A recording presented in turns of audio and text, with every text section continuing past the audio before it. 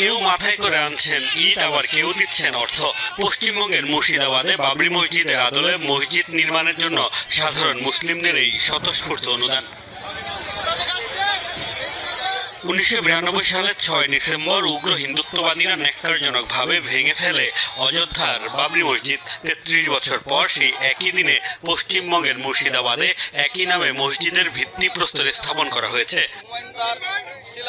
ভরতপুরের বিধায়ক হুমায়ুন কবিরের বাবরি মসজিদ নির্মাণের ঘোষণাকে কেন্দ্র করে কয়েকদিন ধরেই উত্তপ্ত পশ্চিমবঙ্গের রাজনীতি। এমনকি নিজ দল তৃণমূল কংগ্রেস থেকেও বহিষ্কৃত হয়েছেন তিনি। তবে অনর হুমায়ুন সব উপেক্ষা করেই বাবরি মসজিদের ভিত্তিপ্রস্তর স্থাপন করেছেন।